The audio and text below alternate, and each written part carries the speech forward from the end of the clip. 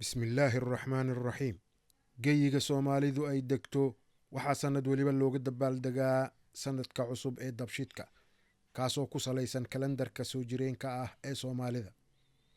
Kalendarkan sida uu u shaqeeyo iyo sida ay Soomaalidu u adeegsato waxaan hore uga soo hadalnay isla channelkan Rugta Hiddaha.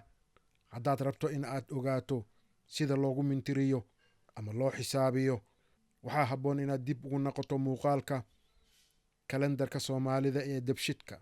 Muuqaalkan waxaan ku soo qaadanaynaa sanadka cusub ee 2024-2025. sanadkan magaciisa waa sanad talaada ah, markaa waxaa sahlan in la garto in sanadkii 2023-2024 uu ahaa sanad isniin ah, taasoo magaca sanad waliba ka soo jeedo maalinta uu dhashay iyo maalinta uu dhammaaday. Sababtoo ah sanadka kalendarka Soomaalida maalinta uu bilowday ayuu dhammaadaa. Tusaale ahaan, hadduu isniin dhashay sidii sanadkii 2023 wuxuu bilowday maalin isniin ah 17 bishii Luulyo, wuxuuna dhammaaday maalin isniin ah 15 bishii Luulyo 2024. Sidoo kale kan 2024-2025 waxa uu dhashay maalin talaada ah oo ah 16 bisha Luulyo 2024, wuxuuna dhammaan doonaa hadduu alla idmo maalin talaada ah 15 bisha Luulyo 2025. Waxaa xusid mudan in sanadka dabshidka bilaawashadiisa ay ku beegan tahay sanad waliba bisha Luulyo bartankeeda.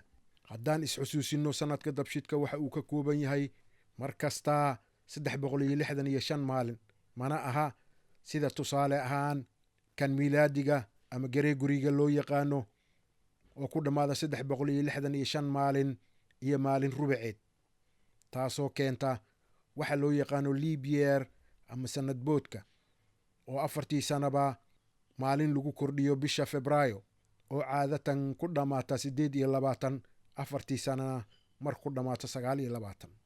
Waxaa jiro dhaqamo lala xiriiriyo dhalashada sanadka dabshidka, waxaana ugu horeeyo dabka la shido maqribnimada habeenka uu kowsado, isu soo baxa loo yaqaano shirta, badgalka, ciyaaraha loo yaqaano istunka oo u gaar ah degmada Afgooye, iyo dhaqamo kale oo fara badan oo aan hore ugu faahfaahinay muuqaalkii Rugta Hiddaha ee arrintaas si gooni ah uga hadlayay. Markaa sanadkan 2024 cunugii kuu dhashaa ogow inuu dhashay sanad talaada ah. Da'diisana waxaad u xisaabin kartaa sida awoowayaasheen ugu tirin jireen kalendarka Soomaalida.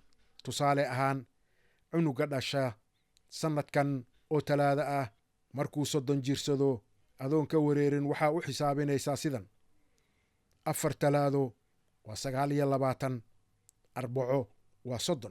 markaa sanadku uu 30 jirsaday wuxuu noqonayaa sanad arbaco ah.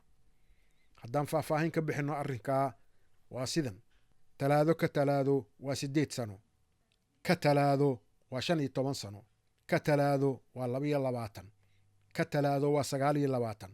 marka lagu daro sanadka soo socda oo arbacada ah wuxuu noqonayaa 30.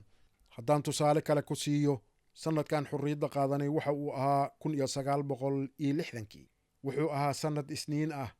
Markaa waxaan dhahaynaa inta laga joogo ama inta ka soo wareegtay sidan: isniinka isniin oo 50 sano ah, taas oo ah 7 isniin.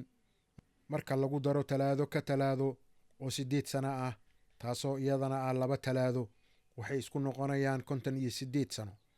marka lagu daro arbaco 59, khamiis 60, jimco 61, sabti 62, axad 63, isniin 64. talaado oo ah sanadkan aynu ku jirno ee hadda curtay 2024-2025, markaa sidaa ayuu wuxuu ku noqonayaa 64 sano. intaana waxaan ku soo koobaynaa ka hadalkii sanadkan cusub ee 2024-2025, kaas oo uu magaciisu yahay marka laga hadlayo kalendarka dabshidka ee Soomaalida sanad talaada ah.